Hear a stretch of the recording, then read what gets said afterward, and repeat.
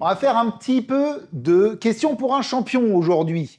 Indice en bas de l'écran. Cette pâte blanche et onctueuse, surtout utilisée par les professionnels, a de nombreux avantages. Elle permet d'obtenir des produits plus moelleux tout en améliorant la texture des pâtes puisqu'elle se mélange mieux que le sucre classique. Elle retient l'humidité, ce qui permet de congeler et décongeler vos préparations tout en améliorant leur conservation. Elle est aussi souvent utilisée dans la préparation des glaces et sorbets puisqu'elle les stabilise et permet d'obtenir une glace qui fond moins vite. Je suis le sucre inverti.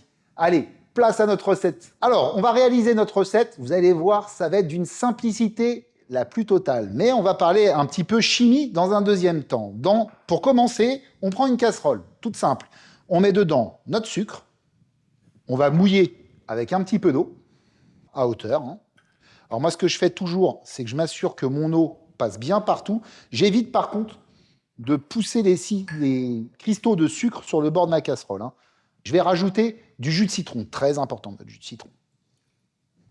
Et là, je vais mettre sur le feu. On allume notre feu, 9 sur 10.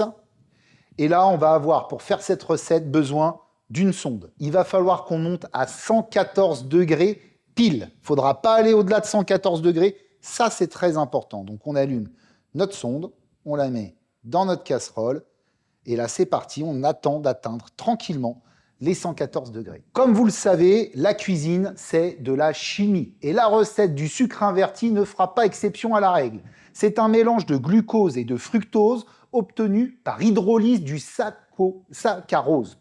L'hydrolyse est réalisée soit par une enzyme, soit par la présence d'un acide. Ça tombe bien, nous, dans notre recette, on a mis du jus de citron. Le sirop ainsi obtenu a un pouvoir sucrant 20% supérieur au sucre classique. Donc attention au dosage dans vos recettes quand vous remplacez le sucre par du sucre inverti. Si le sucre inverti possède un index glycémique inférieur à celui du sucre blanc, il est cependant très calorique et doit être consommé avec modération. Ce sirop peut être conservé au réfrigérateur jusqu'à 1 an, mais vous devez le mettre dans un récipient hermétique et opaque de préférence, surtout si vous le conservez sur une longue durée. Je vous rassure, c'est rarement le cas pour moi parce que je l'utilise très rapidement. Donc là, dans ma casserole, j'atteins l'ébullition. Donc quand on atteint l'ébullition, on est déjà à 100 degrés. Et là maintenant, vous voyez, je suis à 102,9. Là maintenant, on va monter en température. Donc moi, je fais toujours tourner un peu mon sucre dans la casserole comme ceci. Et je le laisse tranquillement monter à 114 degrés. Ce qu'on peut faire, en attendant d'arriver à notre température, c'est préparer un grand saladier d'eau avec des glaçons à l'intérieur, ce qui nous permettra de stopper notre cuisson dès qu'on aura atteint les 114 degrés. Là, c'est de la patience, les amis. 111, là, il va falloir qu'on commence à être vigilant parce qu'on va s'approcher très très rapidement maintenant de nos 114, ça va monter assez vite. 112, on ne veut surtout pas aller plus loin que les 114. Allez, 114, on est bon. Directement, on vient et on plonge le cul de notre casserole dans notre saladier. Et on va mélanger avec un fouet. On fait attention, pas de projection. Et là, l'objectif, c'est de faire redescendre la température de notre préparation. Vous voyez, si je reprends mon thermomètre, le fait de l'avoir mis dans ma refroidissante me permet directement, en fin de compte, de stopper la cuisson, de redescendre sous les 100 degrés.